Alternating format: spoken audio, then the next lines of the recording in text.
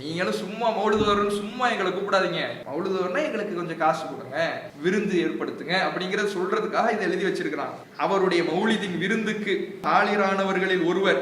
அந்த விருந்தில் மொத்தம் சுடப்பட்ட ஆட்டுத்தலை 5000 இருந்துச்சான். அந்த மௌலிதுல எத்தனை ஆட்டுத்தலை இருந்துச்சா?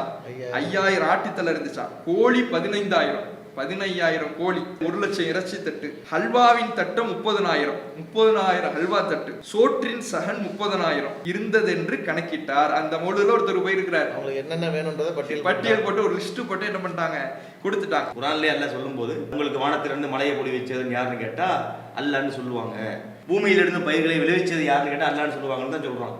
மக்கத்து காத்திரே சொன்னான். இவங்க அதையெல்லாம் தாண்டி போய் ரசூலுல்லாஹி ஸல்லல்லாஹு அலைஹி வஸல்லம் வறுமையை போக்குவாங்கன்னு சொல்வது அல்லாஹ்வுக்கு நிகராகத்தான் அவங்க அதை கொண்டு வர்றாங்க என்பதை நம்மளால புரிய முடியுது. இந்த அடிப்படையில் போன மௌலிதுங்கிறது ஒரு தெளிவான இணைகற்பித்தல் என்பதை நம்மளால புரிஞ்சிக்க முடியுது. அடுத்து அல்லாஹ்வின் தூதரை புகழக்கூடியதில் வரம்பு மீறுறாங்க. அதே மாதிரி அவங்கள பற்றி சொல்லக்கூடிய நிகழ்வில் பாவ மன்னிப்பு கொடுக்குற மாதிரியான நிலையை சொல்கிறாங்க. அல்லாஹ்வின் தூதர் பாவம் மன்னிக்கக்கூடியன்ற அளவுக்கு சொல்கிறாங்க.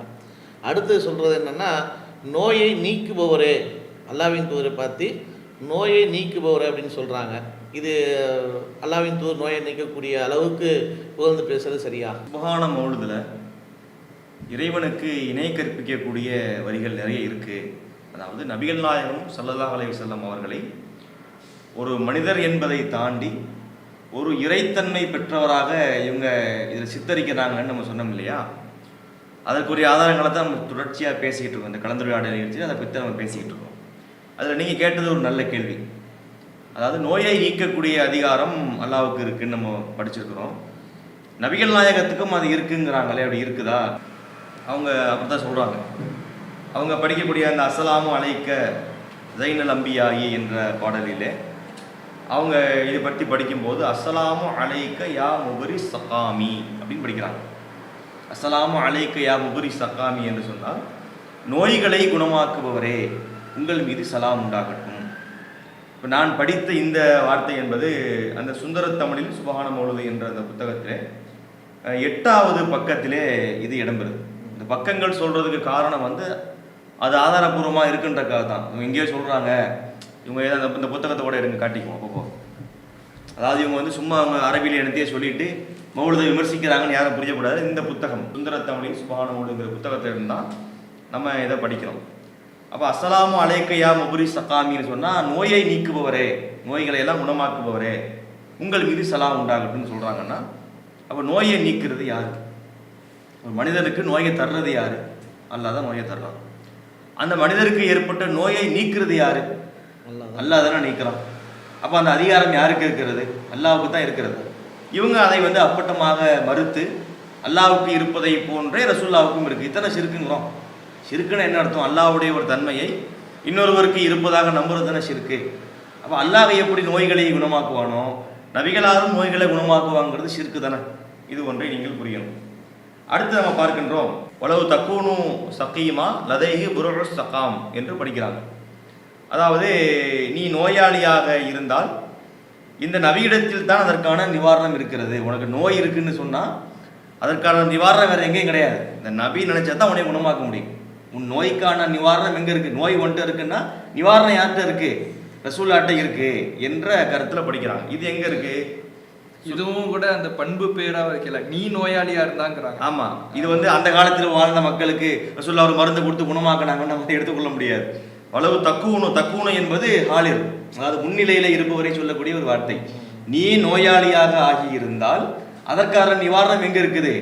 நபிகளார்கிட்ட இருக்குது என்று சொல்வதே ரசூலுல்லாஹ் தான் நோயை குணமாக்குறாங்க என்ற கருத்தில் அவங்க படிக்கிறாங்க. இது எங்க இருக்குன்னு சொன்னா அந்த சுந்தர தமிழில் சுபஹான மௌலிதுங்கிற அந்த புத்தகத்திலே பக்கம் 42 இடம்பெற்றிருக்கு. சுந்தர தமிழில் சுபஹான மௌலிதுங்கிற புத்தகத்தில் 42வது பக்கத்திலே இடம்பெற்றிருக்கிறது. இது பாருங்க, இது எப்படிப்பட்ட அப்பட்டமான ஷிர்க். எங்கேயாவது குரானிலோ அல்லது நபிமொழிகளிலோ இறைவன் அல்லாத இன்னொருவருக்கு இந்த நோயை நீக்கக்கூடிய அதிகாரம் இருக்குன்னு நம்ம காட்ட முடியுமா? அதுக்கு மாற்றமாக தானே இருக்குது. அல்லாஹ் குணமாக்குவான்னு தானே கருத்தில் இருக்குது. இப்ராஹிம் நபி அவங்க என்ன சொல்கிறாங்க? இதா மரியத்து ஃபஹுவ யஷ்ஃபீன், நான் நோய்வாய்ப்பட்டால் அவனே எனக்கு எனக்கு நிவாரணம் தருகிறான். அது நான் நோய்வாய்ப்பட்டேன் என்று சொன்னால் என்னை குணமாக்குறது யாரு? அல்லாஹ் தான் என்று சொல்லுவது யாரு? இப்ராஹிம் நபி சொல்கிறாங்க. எவ்வளோ ஒரு சிறந்த ஒரு இறை தூதர் இப்ராஹிம் அலைஹிஸ்ஸலாம். அவங்க சொல்லக்கூடிய கருத்து என்னன்னு சொன்னால், நான் நோயுற்றால் அவனே என்னை குணப்படுத்துகிறான். அப்போ நோயை நீக்கக்கூடிய அதிகாரம் யாருக்கு இருக்கு? அல்லாஹ்வுக்கு தானே இருக்கு. அப்போ ரசூலுல்லாஹ்வுக்கு இருக்குன்னு இவங்க ஏன் படிக்கிறாங்க? இதை நம்ம புரிந்து கொள்ள வேண்டும். இன்னும் ஒன்று ஆதாரம் பாருங்களேன். ஒரு நோயாளியை நம்ம விசாரிக்கிறதுக்கு போகிறோம், ஒரு நோயாளியை பார்க்கறதுக்கு போகிறோம். அது நம்ம மார்க்கத்தில் ஒரு சுண்ணத்தாக்கப்பட்ட ஒரு காரியம். அப்படி நோயாளியை விசாரிக்க போகும்போது அந்த நோயாளிக்காக நாம் செய்யக்கூடிய துவாக்கள் இருக்கு.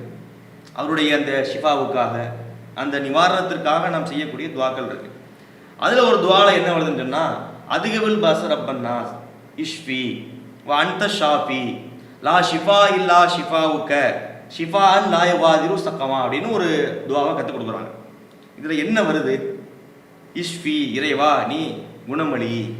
இந்த நோயாளிக்காக நம்ம துவா செய்கிறோம். யாராவது அவர் நோய்வாய்ப்பட்டிருக்கிறாரு, இஷ்ஃபி நீ இவருக்கு குணமளி. அடுத்த வார்த்தை இதை விட வலிமையான வார்த்தை, வா அன்த ஷாஃபி நீதான் குணமளிப்பவன். அதுக்கு அடுத்த வார்த்தை அதை விட வலிமையான வார்த்தை, லா ஷிஃபா இல்லா ஷிஃபாவுக்க உன்னுடைய நிவாரணத்தை தவிர வேறு நிவாரணமே கிடையாது. அந்த அந்த வார்த்தையை ரசூல் ஸல்லல்லாஹு அலைஹி வஸல்லம் எவ்வளோ அழகாக கையாளுறாங்கன்னு நீங்கள் பார்க்கணும். யா அல்லாஹ் இவருக்கு நீ குணமளி, நீதான் குணமளிப்பவன், உன்னை தவிர குணமளிப்பவர் எவரும் இல்லை. எவ்வளோ அழகாக சொன்னாங்க. அப்போ அதுக்குள்ள ரசூலுல்லாஹ்வும் அடங்குவாங்களா இல்லையா? உன்னை தவிர யாராலும் குணப்படுத்த முடியாது என்று சொன்னால் அதுக்குள்ள ரசூலுல்லாஹ்வும் அடங்குறாங்கல்ல. அதனால தான் ரசூலுல்லாஹ் வந்து அல்லாஹ்ட்ட துவா செஞ்சாங்க. ரசூலுல்லாஹ் குணப்படுத்தி போயிருப்பாங்களே. அப்போ ரசூலுல்லாஹ் அவங்க போய் துவா செய்யறதுக்கு அவசியமே இல்லையே. நோய் இருக்குதா, ரசூலுல்லாஹ் வர வேண்டியது, எப்பா எந்திரிச்சு போ உன்னை குணப்படுத்தின்னு சொல்லியிருக்க வேண்டியதானே. ரசூலுல்லாஹ்வே நோய்வாய்ப்பட்டாங்களா இல்லையா? காய்ச்சலால் அவதிப்பட்டாங்க. உங்களில் 2 பேருக்கு ஏற்படக்கூடிய காய்ச்சல் என் ஒருத்தருக்கு வந்திருக்குன்னாங்க. ரசூலுல்லாஹ்வுக்கு நோய் அதிகமாக அல்லாஹ் கொடுத்து சோதித்தான். அப்புறம் ரசூலுல்லாஹ் அவங்க வந்து அதை குணமாக்கிக்கிட்டாங்களா? பல சஹாபாக்களுக்கு நோய் வந்தது. அவங்க காலத்தில் பல பேர் நோயில் வந்து பாதிக்கப்பட்டு இறந்தெல்லாம் கூட போனாங்க. ஏன் ரசூலுல்லாஹ் அதை குணமாக்கலை? அந்த அதிகாரம் அவங்கள்ட்ட இல்லை. அப்போ நோய்க்கு ட்ரீட்மெண்ட் பண்ணியிருப்பாங்க, அன்றைய காலத்தில் இருந்த மருந்துகளை தேடி இருப்பாங்களே தவிர நோய்களை குறித்து குணமாக்கக்கூடிய அதிகாரம் என்பது வந்து ரசூலுல்லாஹ்வுடைய அதிகாரம் கிடையாது.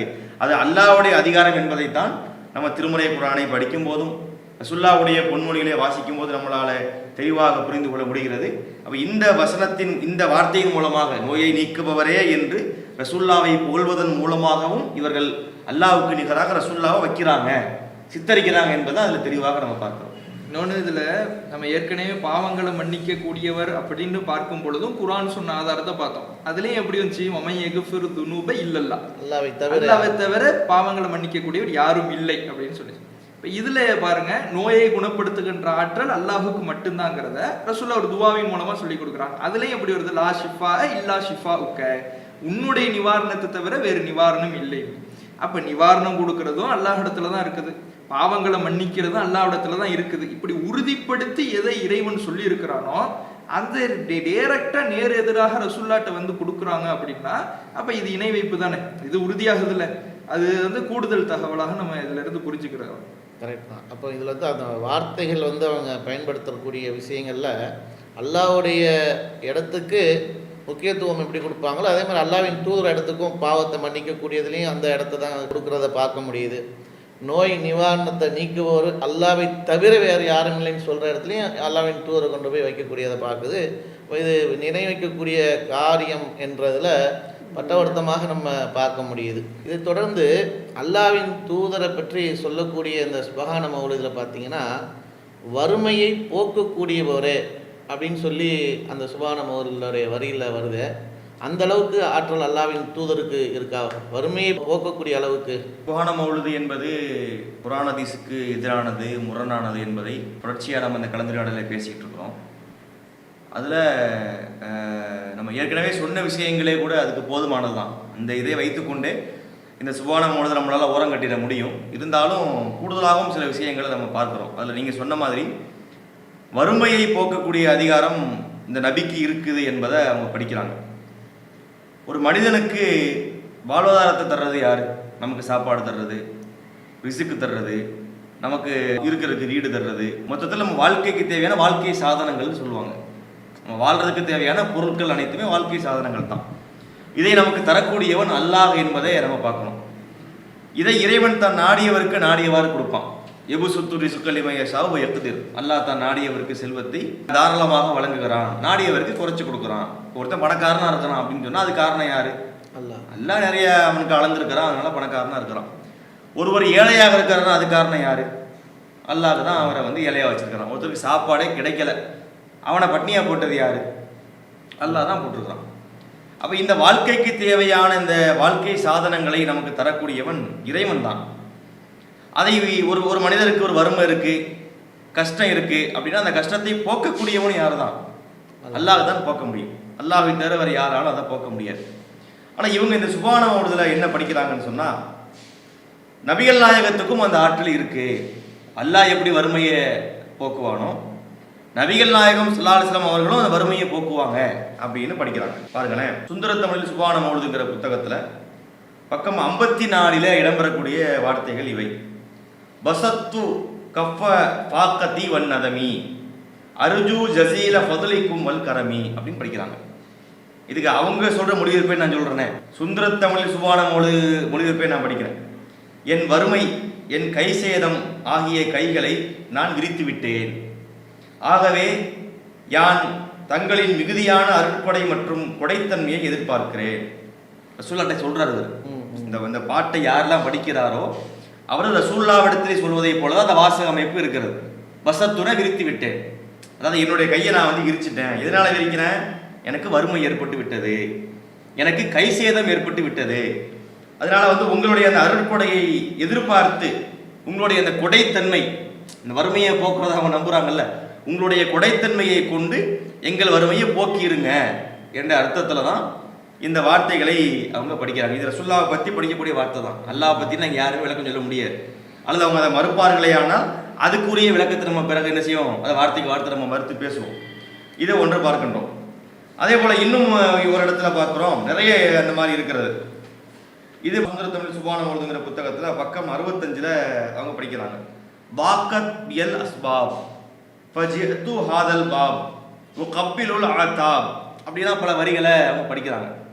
இதுக்கு அவங்க என்ன அர்த்தம் போடுறாங்க? அவங்களே போடக்கூடிய அர்த்தம் தான். எனக்கு காரணங்கள் உபாயங்கள் நெருக்கடியாகி விட்டன, எனவே நபியே தங்களின் இந்த வாசலுக்கு நான் வந்துவிட்டேன், தங்களின் வாசலின் இந்த படிகளை முத்தமிடுகிறேன். அதாவது அவருடைய வாழ்க்கையில வந்து நெருக்கடி ஆயிடுச்சான், அவங்களுடைய வாழ்க்கை சாதனங்கள் எல்லாம் குன்று போய் விட்டதாம், வறுமை ஏற்பட்டு விட்டதாம், மாட்டிக்கிட்டாங்களாம், ரொம்ப ஒரு நெருக்கடியில் அவங்க இருக்கிறாங்களாம். அப்ப இதை வந்து மாற்றி அமைப்பதற்கு, இந்த வறுமையில் இருந்து வெளியே வர்றதுக்காக வேண்டி அவங்க என்ன சொல்றாங்க, நான் உங்களுடைய அந்த வாசலுக்கு வந்துட்டேன். ரசூலுல்லாஹ்வுடைய அந்த இடம் இருக்கு பாருங்க, அங்க மதீனாவுக்கு போயிடுறது போல இருக்கு, அந்த வாசலுக்கு நான் வந்து விட்டேன், தங்களுடைய வாசலின் இந்த படிகளை நான் முத்தமிடுகிறேன்.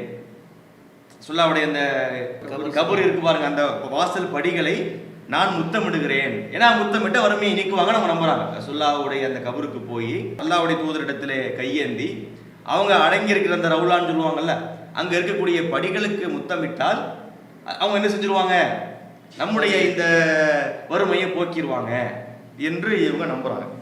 இது எப்படிப்பட்ட ஒரு கடைந்தெடுத்த ஷிர்க்குன்னு நீங்க பார்க்கணும்.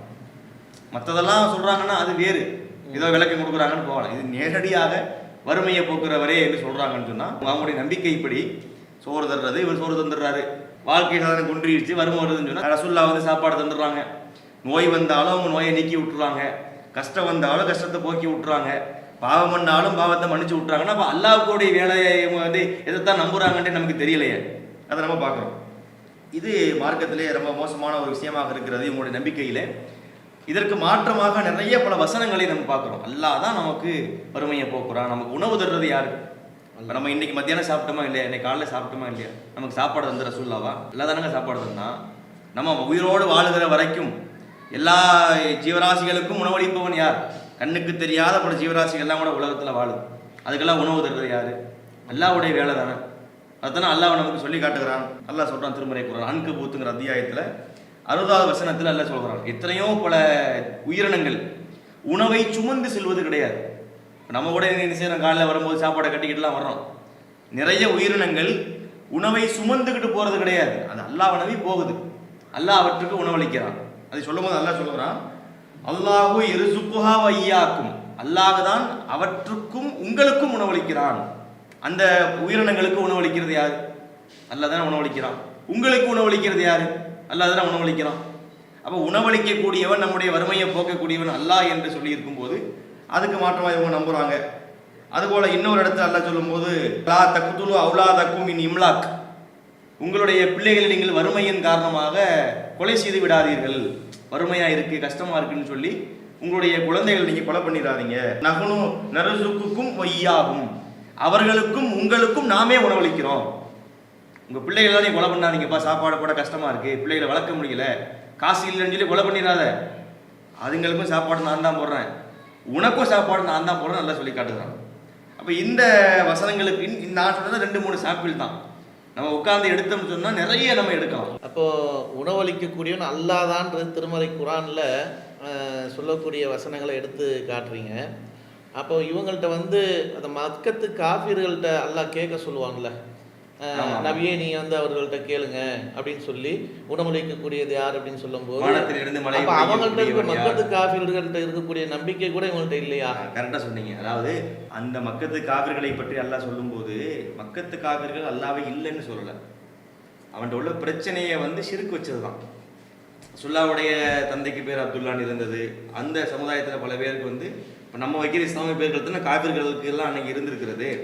அப்போ அவங்க அல்லாஹ்வை எல்லாம் இல்லைன்னு சொல்லலை, அல்லாஹ்வை வணங்குவதோடு சேர்த்து மற்ற விஷயங்கள்லாம் நம்பினாங்க. அந்த காஃபிர்களுடைய நம்பிக்கை கூட எப்படி இருந்துச்சுன்னு சொன்னால், வறுமையை போக்குறது இந்த இதுன்னு அவங்க நம்புறதாக நமக்கு தெரியல. குரான்லேயே அல்லாஹ் சொல்லும்போது உங்களுக்கு வானத்திலிருந்து மலையை பொழி வச்சதுன்னு யாருன்னு கேட்டால் அல்லான்னு சொல்லுவாங்க, பூமியிலிருந்து பயிர்களை விளைவிச்சது யாருன்னு கேட்டால் அல்லான்னு சொல்லுவாங்கன்னு தான் சொல்கிறான். மக்கத்து காஃபிரே சொன்னான். இவங்க அதையெல்லாம் தாண்டி போய் ரசூலுல்லாஹி அவங்க வறுமையை போக்குவாங்கன்னு சொல்வது வந்து ரொம்ப வேடிக்கையான விஷயமாகத்தான் இருக்கிறது. அப்போ இந்த மாதிரி வறுமையை போக்குவது நபிகள் நாயகம் என்று புகழ்றதுல இருந்து அல்லாஹ்வுக்கு நிகராகத்தான் அவங்க அதை கொண்டு வர்றாங்க என்பதை நம்மளால் புரிய முடியுது. இந்த அடிப்படையில் மௌலுது சுபான மௌலுதுங்கிறது ஒரு தெளிவான இணைகரிப்பித்தல் என்பதை நம்மளால் புரிஞ்சிக்க முடியுது. இதில் நம்ம இன்னொன்னையும் நம்ம சேர்த்து சொல்லிட வேண்டிய கடமையாக இருக்குது. ஏன்னா அவங்க வந்து எப்படியெல்லாம் சப்பக்கட்டு கட்டுவாங்கங்கிறது நம்ம யோசித்து நம்மளே சொல்ல வேண்டியதாக இருக்குது. அவங்க கூட சொல்லலாம், ரசுல்லாட்ட வந்து உதவி கேட்டு மனிதர்கள் வரலையா, அவங்கள்ட்ட வந்து அவங்களுக்கு வந்து ஒட்டகத்தை தானியங்களை எல்லாம் ரசுல்லா கொடுக்கலையா, அப்போ ரசுல்லா அவங்களுக்கு வந்து வறுமையை போக்கியிருக்கத்தானே செய்கிறாங்க, இப்படி கூட அவங்க சொல்லலாம். ஆனால் அதையே அவங்க கேட்குறாங்க, தெளிவாக வார்த்தையில் படித்து காட்டினாங்களே, என்னுடைய காரணங்கள் நெருக்கடி ஆயிடுச்சு, ஏன் பஞ்சத்தின் கையை நான் வெறுக்கிறேன் அப்படின்னு சொல்லி இப்போ உட்கார்ந்துக்கிட்டு தான் அவங்க என்ன பண்ணுறாங்க, கேட்குறாங்க. அப்போ இவங்களுடைய நம்பிக்கை, இவங்க வந்து என்னதான் இது மாதிரி சபை கட்டுவதற்கு முயற்சி செய்தாலும் அவர்கள் எழுதி வைத்திருக்கக்கூடிய அந்த வரிகள் தான் அவங்களுடைய நம்பிக்கைகளின் பிரதிபலிப்பு. அப்போ அந்த வரிகள் எதை சொல்லி தருது, இப்போதான் அவங்க என்ன பண்ணுறாங்க, இவர்கள் இப்போ யார் இந்த மௌலிதை ஓதுறாங்களோ அவங்க வந்து ரசுல்லா இடத்துல எப்படி நாம அல்லா இடத்துல கையேந்துவோமோ அது மாதிரி ரசுல்லா இடத்துல கையேந்தி துவா செய்வாங்க. அதையும் நம்ம இதில் புரிஞ்சுக்க வேண்டியது இருக்கு. அதை தொடர்ந்து அந்த சுபான மௌலிதில் பார்த்தீங்கன்னா நபியின் மீது அல்லாவின் தூதர் மீது ஒரு சத்தியமிடக்கூடிய ஒரு அடி கூட அதில் வருது. ஆனால் மார்க்கம் நம்மளுக்கு சொல்வதாக இருந்தால் அல்லாவின் மீது தான் சத்தியம் செய்யணும்னு வருது. அதுக்கு முரணா இல்லை அது வார்த்தை சரிதானா? அது சத்தியம் என்பது முஸ்லீம்களை பொறுத்தவரை நாம் சத்தியம் செய்வதாக இருந்தால் அல்லாஹ்வை கொண்டுதான் நாம் சத்தியம் செய்ய வேண்டும். அல்லாஹ்வை விட்டு விட்டு இன்னொன்றின் மீது சத்தியம் செய்யக்கூடாது. ஆனால் மக்கள்கிட்ட பலவாறு நம்பிக்கைகள் இருக்கலாம். சில இஸ்லாமிய பாடல் என்ற பெயரில் சில பேர் படிக்கிறாங்கல்ல, இறைவன் மேலாணை, இனத்தின் மேலாணை, இறைமறை மேலாணை எல்லாம் படிக்கிறாங்கல்ல. இறைவன் மேல் ஆணைங்கிறது ஓகே, அது இஸ்லாத்தில் இருக்குது. அல்லாவின் மீது நாம் சத்தியம் செய்து ஒரு விஷயத்தை சொல்லுவோம். இனத்தின் மீது சத்தியம் செய்யலாமா? செய்யக்கூடாது. இறைமறை அல்லாஹ்வுடைய வேதம் குர்ஆன் இருக்குல்ல, சத்தியம் பண்ணலாமா? பண்ணக்கூடாது. இது இஸ்லாமிய மார்க்கத்துடைய ஒரு அடிப்படை. சத்தியம் செய்வதாக இருந்தால் அல்லாஹ்வை கொண்டுதான் சத்தியம் செய்ய வேண்டும் என்று மார்க்கம் சொல்கிறது. இந்த மௌலூதுல இவங்க என்ன படிக்கிறாங்க அப்படின்னு சொன்னா, அக்ஸம்து ஃபீ நஸ்ரி பிக்கும் அலைக்கும், அக்ஸம்து ஃபீ நஸ்ரி பிக்கும் அலைக்கும்னு படிக்கிறாங்க. இது இந்த சுபான மௌலூது புத்தகத்தில் பக்கம் 57 இது இடம்பெறுகிறது. நபியே, அதாவது தங்களை கொண்டு நான் உதவி பெறுவதில் தங்கள் மீதே சத்தியம் செய்கிறேன்.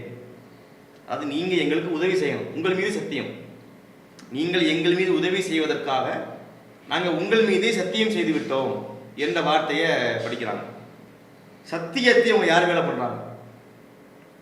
அதாவது அல்லாஹ்வின் மீது சத்தியமாக நீங்க எங்களுக்கு உதவுங்கன்னா அது வேறு, அதுல வேற முரண் இருக்குதா என்பதெல்லாம் வேறு பார்வையிடுமா, அதை இன்னொரு இடத்துல நம்ம விளக்கிக்கலாம். அதாவது உங்கள் மீது சத்தியம் என்று படிக்கிறாங்க. பார்த்தீங்களா, இதுதான் இணை இருக்குங்கிறோம். அல்லாஹ்வின் மீது சத்தியம் செய்யலாம். ஒரு முஸ்லீம் எத்தனை சத்தியம் வேண்டாலும் அல்லாஹ்வின் மீது செய்யலாம். அது மார்க்கத்திற்கு விரோதமானது கிடையாது. அல்லாஹ்வை விட்டுவிட்டு, படைத்தவனை விட்டுவிட்டு அவனுடைய படைப்புகள் எதுவாக இருந்தாலும் அதன் மீது சத்தியம் செய்யக்கூடாது. அப்படி சத்தியம் செய்வது மார்க்கத்தை தடுக்கப்பட்டிருக்குது. அதுக்கெல்லாம் எங்கே ஆதாரம் இருக்குது நீங்கள் கேட்கலாம். பாருங்க, புகாரி என்ற ஹதீஸ் கிதாபில் 3679வது செய்தியிலே வருகிறது, மன்கான ஹாலிஃபன் பல் யஹ்லிஃப் பில்லா அவுல் யஸ்முத். சத்தியம் செய்வதாக இருந்தால் ஒருவர் அல்லாஹ்வின் மீதே சத்தியம் செய்யட்டும் அல்லது வாய் மூடி இருக்கட்டும்ட்டாங்க. சத்தியம் செய்யணும்னு உனக்கு ஒரு அவசியம் இருக்குதா, அல்லாஹ் வச்சு சத்தியம் பண்ணு, இல்லாட்டி சும்மா இருந்தாங்க. அப்போ நமக்கு தெளிவாக தெரியுது அல்லாஹ்வை கொண்டுதான் சத்தியம் செய்ய வேண்டும். இதை விட தெளிவாக இன்னொரு திசையில நம்ம பார்க்கின்றோம். அபிஸ்லாக் அவங்க சொல்றாங்க, மன் ஹலஃப பி கைரில்லாஹி ஃபக்கத் அஷ்ரக. எவரும் ஒருவன் அல்லாஹ் அல்லாத இன்னொருவர் மீது சத்தியம் செய்கிறானோ அவன் அல்லாஹ்வுக்கு இணை கற்பித்து விட்டான். அது ரசூலுல்லாஹ்வும் அடக்கம். இப்போ ரசூலுல்லாஹ் இல்லை, ஒருத்தன் இப்ராஹிம் நபி மீது சத்தியம் பண்றான், அது ஷிர்க்கு தான். மூசா நபி மீது சத்தியம் பண்ணா ஷிர்க்கு தான். ஆதம் நபி மீது சத்தியம் பண்ணா ஷிர்க்கு தான். அல்லாஹ்வை கொண்டு மட்டும்தான் முஸ்லிம்கள் சத்தியம் செய்ய வேண்டும். அல்லாஹ்வை விட்டுவிட்டு வேறு யாரின் மீது சத்தியம் செய்தாலும் அது இணை கற்பித்தல் என்று மார்க்கம் மிக தெளிவாக நமக்கு சொல்லியிருக்கிறது. இவங்க என்ன செய்யறாங்கன்னா, மௌலுது சுபான மௌலுதில் படிக்கும்போது ரசூலுல்லாஹ் அவர்கள் மீதே சத்தியம் செய்யக்கூடிய ஒரு விஷயத்தை பார்க்குறோம். அது தெளிவான ஒரு மார்க்கத்திற்கு விரோதமான அல்லாஹ்வுக்கு இணை கற்பிக்கக்கூடிய வார்த்தையாகத்தான் அது இருக்குதுங்கிறது இது மூலம் நமக்கு நிரூபணமாகுது. இன்னொன்று, அந்த வார்த்தை எப்படி இருக்குன்னு சொன்னா, அக்ஸம்து ஃபீ நஸ்ரி பிக்கும் அலைக்கும், நீங்கள் எங்களுக்கு உதவ வேண்டும் என்று உங்கள் மீது சத்தியம் செய்யறாங்க.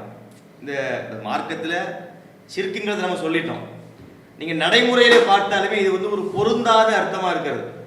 இப்போ நான் வந்து அல்லாஹ்வின் மீது சத்தியமாக நான் உங்களுக்கு இவ்வளோ ரூபா பணம் தர்றேன் அப்படின்னு சொல்ல முடியும். உங்கள் மீது சத்தியம் நீங்கள் எங்களுக்கு 100 ரூபா தாங்கன்னு கேட்க முடியுமா? முடியாதுல்ல.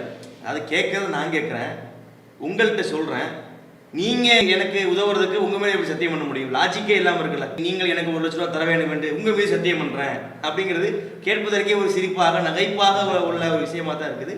அந்த விதத்தில் பார்க்கும் போதும் இது வந்து ஒரு மார்க்க அறிவு இல்லாமல் உண்டாக்குனாங்கன்னு தெரியுது. மார்க்க அறிவும் இல்லை, ஒரு நடைமுறை விஷயங்களும் கூட இல்லாதவங்க தான் இதை உண்டாக்குனாங்க அப்படின்னு நம்ம பார்க்கணும். இந்த மாதிரி ஒரு ரூட்லேயே நம்ம பார்க்கலாம். சுபான மௌலுதுன்னு படிக்கிறாங்களே, இதை கூட சில பேர் சொல்லும்போது இது பெரிய இலக்கியம், இந்த இலக்கியம்னு படிக்கிறாங்களே அதில் நிறைய பிழைகள்லாம் இருக்கிறது. எப்படின்னு சொன்னால், இப்போது சூரியன் சந்திரன் இருக்குல்ல, சந்திரனை விட சூரியனுக்கு ஒரு வெயிட்டு கூட. ஏன் அப்படின்னு சொன்னால், சூரியன் என்பது தானாக ஒளிரக்கூடியது. சூரியன்கிறது ஒரு நெருப்பு கோலம், எரிந்து கொண்டு இருக்கிறது. சந்திரன் என்பது தானாக எரியக்கூடிய ஒரு கோலம் கிடையாது, ரிஃப்ளெக்ஷன் தான். சூரியனிடத்தில் இருந்து வெளிச்சத்தை வாங்கி நமக்கு அது பிரதிபலிக்கிறது. அதனால எங்கேயுமே நீங்க பாத்தீங்கன்னா இலக்கியங்கள்ல ஒரு கருத்தை வலுப்படுத்தும் போது சூரியன் சந்திரன் என்பதுதான் பொருத்தமாக இருக்கும். இவங்க என்ன படிக்கிறாங்கன்னு சொன்னா, அந்த ஷம்சுன் அந்த பத்ருன்னு படிக்கிறாங்க. இது என்ன ஆகும்னு சொன்னா அர்த்தத்தை குறைக்கும்.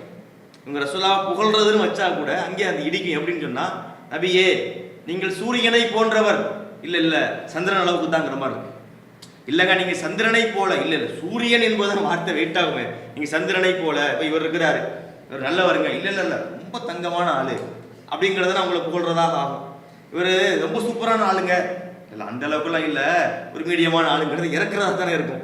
அப்போ ரசூலுல்லாஹ் அவங்களை வந்து உங்க புகழ்றோன்னு சொல்லக்கூடிய இலக்கியத்தில் பார்த்தா கூட சூரியன் சந்திரன் என்பதை வந்து இறக்குற மாதிரியாகவும் அதில் இருக்கிறது. அப்போ இந்த மாதிரி அவங்க சொன்ன மாதிரி நம்ம சொன்ன மாதிரி சிறுக்கு வைக்கக்கூடிய வார்த்தைகள் பிழைகள் இருக்குது என்று சொன்னால் கூட நடைமுறையிலையும் ஒரு இலக்கியத்திலையும் கூட அதில் பல பிழைகள்லாம் இருப்பதை பார்க்குது. ஏன் நம்ம சொல்ல வேண்டியிருக்குன்னு சொன்னால், இதை பயங்கரமாக தம்பட்ட முடிகிற இந்த பயங்கரமான இலக்கியம், இதை போன்ற இலக்கியம் உலகத்தில் உண்டா என்பதை போல் இருக்கிறதுனால நாம் இதை சொல்ல வேண்டிய, இதை பற்றி நம்ம கண்டுக்க மாட்டோம், பொதுவாக கண்டுக்கிறது கிடையாது. அவங்க இதை வந்து ரொம்ப இதுன்னு சொல்லும் போது நம்ம அதில் உள்ள சில விஷயத்தை மக்களுக்கு பதிவு செய்ய வேண்டியது. அடுத்து இந்த சுபான மௌலித் வந்து ஜிப்ரீல் அலைஹிஸ்ஸலாம் தான் ஓதுனாங்க அப்படின்ற மாதிரியும் சொல்கிறாங்களே, ஜிப்ரீல் அலைஹிஸ்ஸலாம் அதை சுபான மௌலிதை ஓதிருக்காங்களா? அதாவது என்னென்னா, சுபான மௌலிதில் பல பாடல்களாக பிரிச்சிருக்கிறாங்க. நிறைய பாடல்கள், ஒவ்வொரு அடி ஒவ்வொரு பாடல்களாக பிரிச்சிருக்கிறாங்க. அதில் ஜிப்ரீல் மௌலிது, ஜிப்ரீல் பாடல் அப்படின்னு சொல்லி ஒரு பாடல் இடம்பெறுது. அதாவது ஜிப்ரீல் அலைஹிஸ்ஸலாம் இந்த பாடலை படித்தார் அப்படின்னு சொல்லி ஒரு பாடலை எழுதி வச்சிருக்கிறாங்க. ஒட்டுமொத்த சுபான மௌலிது அவங்க ஜிப்ரீல் அலைஹிஸ்ஸலாம் சொன்னாலும் ஜிப்ரீல் அலைஹிஸ்ஸலாம் மேலே பழிய போடலைங்க. இவங்க வந்து முழுசா போடலை, ஒரு பாடலை ஜிப்ரீல் அலைஹிஸ்ஸலாம் பாடினாருன்னு ஒரு பழியை ஒன்று போடுறாங்க. அது எப்படி எழுதியிருக்கிறாங்கன்னா, இப்போ இந்த மௌலிதில் பொறுத்தவரை அரபு தமிழ்னு ஒன்று எழுதியிருப்பாங்க. அரபு தமிழ்னா தமிழை அரபுல எழுதியிருப்பாங்க. இப்போ தங்கிலீஷ் எழுதுறோம்ல, தமிழை இங்கிலீஷில் எழுதுறோம்ல, அது மாதிரி அரபு தமிழ், தமிழே அப்படி அரபுல எழுதி வச்சிருப்பாங்க. அந்த அரபு தமிழ்ல ஒரு சில வரிகளை இந்த ஜிப்ரீல் மௌலிதுக்கு முன்னாடி எழுதி வச்சிருக்கிறாங்க. அதுல வந்து என்ன சொல்றாங்கன்னா, ஒரு கீழின்படி இந்த பைத்தை சொன்னவர்கள் ஜிப்ரீல் அலைஹிஸ்ஸலாம் அப்படின்னு சொல்றாங்க. ஒரு கீழுன்னா சொல்லப்படுதுன்னு அர்த்தம். கீழ் அப்படின்னா சொல்லப்படுவது, ஒரு கூற்று அப்படின்னு அர்த்தம். ஒரு கூற்றின்படி இந்த பைத்தை சொன்னவர்கள் ஜிப்ரீல் அலைஹிஸ்ஸலாம் அப்படின்னு சொல்லிட்டு ஒரு பாட்டை என்ன பண்றாங்கன்னா எழுதுறாங்க. அது என்ன பாடல் அப்படிங்கிறதையும் நம்ம இந்த நேரத்துல பார்க்க வேண்டியது இருக்குது. என்ன பாடல்னா, அந்த பாடல் பெரிய நீண்ட பாடல். அதுல ஒரு சில வரியை மட்டும் நம்ம பார்க்கணும். யா சையீதி, என் தலைவரே, யா ரசூலல்லாஹ், அல்லாஹ்வின் தூதரே, ஹுத் பியதி, என் கையை பிடிச்சிங்க, மாலி சிவாக்க வலா அல்வி இலா அஹதி, எனக்கு ஒதுங்கிறதுக்கு உங்களை தவிர வேற யாரும் இல்லை. என் கையை பிடிச்சிங்க, என்னை காப்பாத்திடுங்க, உங்களை தவிர காப்பாத்துறதுக்கு ஒதுங்குமிடம் யாரும் இல்லை அப்படின்னு ஜிப்ரீல் அலைஹிஸ்ஸலாம் யார்கிட்ட சொன்னாங்களாம்? ரசூல்லாட்ட சொன்னாங்களாம். ரசூல்லாவை பார்த்து பாடினாங்களாம். இப்படி ஒரு பாடல் எழுதி வச்சு இது ஜிப்ரீல் அலைஹிஸ்ஸலாம் பாடினது அப்படின்னு எழுதி வச்சிருக்கிறாங்க. இது ஒரு நீண்ட பாடல். அது முழுக்க இணை வைப்பு வரிகள் நிறைந்திருக்குது. நம்ம இணை வைப்பு வரிகள் ஏற்கனவே எவ்வளவு இருக்குதுங்கிறத பார்த்துட்டோங்கிறதுனால ஒரு சிறிய அடியை மட்டும் நம்ம இதில் பார்த்துருக்கிறோம். இப்போ ஜிப்ரீல் அலைஹிஸ்ஸலாம் சொன்னாங்கன்னா, ஜிப்ரீல் அலைஹிஸ்ஸலாம் சொன்னது எங்க இருக்கும்? குர்ஆன்ல இருக்கும்ல. ஜிப்ரீல் அலைஹிஸ்ஸலாம் மூலமாகத்தான் குர்ஆன் வந்தது. அல்லாஹ் ஜிப்ரீல் அலைஹிஸ்ஸலாம் அவர்களுக்கு சொல்லி ஜிப்ரீல் அலைஹிஸ்ஸலாம் அவர்கள் ரசூலுல்லாஹ்வுக்கு சொன்னதுதான் குர்ஆன். அப்ப ஜிப்ரீல் அலைஹிஸ்ஸலாம் சொன்னாங்கன்னா குர்ஆன்ல இருக்கணும்ல. இப்படி எங்கேயாவது குர்ஆன்ல வார்த்தை இருக்குதா? முதல்ல இந்த வார்த்தை எப்படிப்பட்ட வார்த்தை? அல்லாஹ் குர்ஆன்ல நமக்கு சொல்லும் பொழுது ரசூலுல்லாஹ்வே சொல்றான், லை யுஜீரனி மினல்லாஹி அஹத், அல்லாஹ்விடமிருந்து என்னை யாரும் காப்பாற்ற முடியாது. வலன் அஜித மின் தூனிஹி முல்தஹதா, அல்லாஹ்வை தவிர போக்கிடமும் எனக்கு இல்லை. எனக்கு போக்கிடம்னா யார்கிட்ட மட்டும்தான் இருக்கு? அல்லாஹ்கிட்ட மட்டும்தான் இருக்குன்னு அல்லாஹ் குர்ஆன்ல சொல்றான். ரசூலுல்லாஹ் நமக்கு என்ன சொல்லி கொடுத்தாங்க? வலா மல்ஜ வலா மன்ஜ மின்க இல்லா இலைக், யா அல்லாஹ், உன்னை தவிர எனக்கு எந்த தப்பிக்கும் இடமும் இல்லை, எந்த ஒதுங்கும் இடமும் இல்லை அப்படின்னு அல்லாஹ்வுடைய தூதர் அவர்கள் நமக்கு சொல்லி கொடுக்குறாங்க. அப்ப போக்கிடம்னா யார்கிட்ட தான் இருக்கணும்? அல்லாஹ்விடத்துல தான் இருக்கணும். அப்ப இதற்கு மாற்றமா ஜிப்ரீல் அலைஹிஸ்ஸலாம் ரசூலுல்லாஹ் பார்த்து பாடினாங்களா, என் கையை பிடிச்சு என்னை காப்பாத்திடுங்க, உங்களை தவிர எனக்கு ஒதுங்கும் இடம் யாரும் இல்லை, தப்பிக்கிற இடம் உங்கள்கிட்ட தான் இருக்குதுன்னு ஜிப்ரீல் அலைஹிஸ்ஸலாம் ரசூலுல்லாஹ் பார்த்து பாடினதாக இந்த பாடல் வரிகளை என்ன பண்ணியிருக்கிறாங்கன்னா எழுதி வச்சிருக்கிறாங்க. அப்ப ஜிப்ரீல் அலைஹிஸ்ஸலாம் பாடினாங்கன்னா யார் சொன்னது? இவங்க இணை வைத்தது பத்தாதுன்னு யாரையும் துணைக்கு அழைக்கிறாங்க? ஜிப்ரீல் அலைஹிஸ்ஸலாம் துணைக்கு அழைக்கிறாங்க. ஜிப்ரீல் அலைஹிஸ்ஸலாமும் இது மாதிரியான ஷிர்கான வார்த்தையை சொன்னாங்கன்னு அல்லாஹ்வின் நம்பிக்கைக்குரியவர்னு குர்ஆன்ல போற்றப்பட்டு ஜிப்ரீல் அலைஹிஸ்ஸலாம் மீது ஒரு பொய்யை இட்டு கட்டுறாங்க. அந்த பொய்யை இட்டு கட்டுறதோட யாரை இணை வைப்பாளராக சித்தரிக்கிறாங்க? ஜிப்ரீல் அலைஹிஸ்ஸலாம் அவர்கள் இணை வைப்பாளராக சித்தரிக்கிறாங்க. ஜிப்ரீல் அலைஹிஸ்ஸலாம் இப்படி ஒரு பாட்டை பாடினாரு, இவங்க கெட்டது பத்தாதுன்னு ஜிப்ரீல் அலைஹிஸ்ஸலாம் அவர்களை இதுக்கு துணைக்கு அழைத்துக் கொள்பவர்களாக இவங்களுடைய இந்த பாடல்களை பார்க்க முடியுது. அப்ப எங்க இருக்குது இது? குர்ஆன்ல இருக்குதா, ஹதீஸ்ல இருக்குதா? ஜிப்ரீல் அலைஹிஸ்ஸலாம் இப்படி பாடினாங்கன்னு யாரு சொன்னது? எந்த ஒரு ஆதாரமும் இல்லை. இப்படி பொய்கள் நிறைந்த ஒரு புத்தகமாக இந்த ஜிப்ரீல் மௌலிது, ஜிப்ரீல் பாட்டுன்னு சொல்லி இந்த மௌலிது புத்தகத்தில் எழுதி வச்சிருக்கிறாங்க. இன்னும் இந்த பாட்டுல வந்து ஜிப்ரீல் அலைஹிஸ்ஸலாம் சொன்னாங்களா ரசூலுல்லாஹ்ட்ட, அந்த ஹக்கன் கயாசுல் ஹல்கி அஜ்மாஇஹிம், எல்லா படைப்புகளையும் ரட்சிக்கக்கூடியவர் நீங்கள் தான், படைப்புகளை வந்து ரட்சிக்கக்கூடியவர் நீங்கள் தான். படைப்பாளர்களுடைய ரட்சகன் யாரு? அல்லாஹ். ரட்சிக்கக்கூடியவர்னா சாப்பாடு தரது, எல்லாமே பாதுகாக்கிறது, சாப்பாடு தரது எல்லாமே ரட்சிக்கக்கூடியவன் அடங்கும். அந்த கியாஸ் யாருன்னா ரசூலுல்லாஹ்ங்கறாங்க. குர்ஆன் யாருன்னு சொல்லுது? அல்லாஹ்வை சொல்லுது. அல்லாஹ்வை தவிர வமன் தல்லதி யன்சுருக்கும் மின் பஅதி, அல்லாஹ் உங்களுக்கு உதவியதுக்கு பிறகு வேறு யாரும் உதவ முடியுமான்னு கேக்குது குர்ஆன். யாராவது உங்களுக்கு உதவுறதுக்கு இருக்குதா? யாரும் இல்லை. அப்ப ஜிப்ரீல் அலைஹிஸ்ஸலாம் வந்து ரசூலுல்லாஹ் பார்த்து சொன்னாங்கன்னா, நீங்க தான் எங்களை காப்பாற்றணும், நீங்களும் தான் எங்களை ரட்சிக்கணும், எங்களுக்கு உணவு தரது நீங்க தான், எங்களை பாதுகாக்கிறது நீங்க தான் ஜிப்ரீல் அலைஹிஸ்ஸலாம் ரசூலுல்லாஹ் பார்த்து சொன்னாங்கன்னா, இது எவ்வளவு பெரிய ஷிர்கான வார்த்தை, பொய். இது முதல்ல ஷிர்கான வார்த்தையும் இதுல அடங்கி இருக்குது. இது முதல்ல ஒரு அடிப்படையிலே பொய். ஜிப்ரீல் அலைஹிஸ்ஸலாம் யார்கிட்ட வந்து சொன்னார்? எங்க இருக்குது? குர்ஆன்ல இருக்குதா, ஹதீஸ்ல இருக்குதா? எங்கேயுமே இல்லாத ஒரு பொய்யை வந்து எழுதி வச்சுக்கிட்டு இதைத்தான் வணக்கம்னு படிக்கிறாங்க. வணக்கம்னா பொய் இருக்குமா? இணை வைப்பு இருக்குமா? இதையெல்லாம் எழுதி வச்சுக்கிட்டு இவங்க என்ன பண்றாங்க? மௌலிது வணக்கம், இறை வணக்கம் ஒரு பக்தியாக பாடிக்கிட்டு இருக்கிறாங்க. மக்களுக்கு அர்த்தம் தெரியாததுனால இது மாதிரியாக மக்களையும் ஏமாற்றி கொண்டு இருக்கிறார்கள். இப்படியான பொய்களை அவங்க சொல்லிக்கிட்டு இருக்கிறாங்கிறத இதுல இருந்து நம்மளால புரிய முடியுது. அதை தொடர்ந்து இந்த ஜிப்ரீல் அலைஹிஸ்ஸலாம் மீது பொய் சொன்னாங்க அப்படின்னு சொல்லி சொல்றீங்க. அவங்க மீது பொய் சொல்லப்பட்டிருக்கு அப்படின்னு சொல்லி சொல்கிறீங்க. அப்போ சுபான மௌலிதில் இது மாதிரி இப்போ நிறைய பொய்கள் நிறைந்து இருக்குதா? பொய்கள் உள்ளது தான் சுபான மௌலிதா? இப்போ சுபஹான மௌலிதுங்கிற பாடல் ஒட்டுமொத்தமுமே மார்க்கத்துக்கு முரணானது தான். அது வந்து நம்ம ஆரம்பத்திலிருந்து பிரச்சாரம் செஞ்சுக்கிட்டு வரோம், சொல்லிக்கிட்டு இருக்கிறோம். அதில் மாற்று கருத்து இல்லை. அதில் இணைவைப்பு வரிகளும் நிறைந்து இருக்குதுங்கிறதையும் நம்ம இவ்வளவு நேரம் பார்த்துக்கிட்டு இருக்கிறோம். அதாவது ஒரு பானை சோற்றுக்கு ஒரு சோறு பதம்ங்கிற மாதிரி ஒட்டுமொத்தத்திலையும் இணைவைப்பு கலந்திருந்தாலும் அதற்கு ஒரு சில எடுத்துக்காட்டுகளை பார்த்தோம். இணைவைப்பு வரிகள் மட்டும்தான் நிறைஞ்சிருக்குதானா? இல்லை, பொய்களும் அதிகமாக இந்த மௌலிது புத்தகங்கள்ல நிறைந்து இருக்கிறத நம்மளால பார்க்க முடியும். அதுக்கு வந்து உதாரணத்துக்கு ஒரு சில விஷயங்களை நாம பார்க்கலாம். இப்ப அப்துல் முத்தலிபு பைத்துன்னு ஒரு பைத்து இருக்கு பாட்டல்ல. இப்ப ஜிப்ரீல் பாடினார்னு பார்த்தோம்ல, ஜிப்ரீல் ஒரு ரசூலுல்லாஹி இப்படி ஒரு பாட்டை பாடினார்னு எழுதி வச்சிருக்கிறாங்களே. இது மாதிரி யாரும் பாடினாவா? அப்துல் முத்தலிபு ரசூல்லா பிறந்த உடனே ரசூல்லா பார்த்து பாடினாராம். அந்த பாடல்களை எழுதி வச்சிருக்கிறாங்களாம். சரியா? இப்ப அப்துல் முத்தலிபு பாடினார்னா எங்க இருந்து எடுத்தாங்க? முதல்ல அப்துல் முத்தலிப் என்பவர் அவர் முஸ்லிமா? அப்துல் முத்தலிப்ங்கிறது முஸ்லிமா? அவர் முஸ்லிம் இல்லை. அவங்க வந்து இணை வைப்புல தான் மரணித்தாங்கிறது நமக்கு ஹதீஸ்கள் வழியாக தெளிவு வருது. ரசூலுல்லாஹ்வுடைய பெற்றோரும் அவங்க முஸ்லீமாக இல்லை, அவர்களுடைய முன்னோர்களா இருந்த அப்துல் முத்தலிபும் முஸ்லீமாக மரணிக்கல அப்படிங்கிறது நமக்கு ஹதீஸ்கள் மரணிக்கும் போது கூட அபு தாலிப் அவருடைய மகனார் அபு தாலிபு மரணிக்கும் பொழுது கூட அவர் இணை வைப்புல தான் மரணித்தார். அபு தாலிப் இணை வைப்புல தான் மரணித்தார். அவர் மரணிக்கும் பொழுது கூட என்ன சொல்லி மூத்தாவினாரு?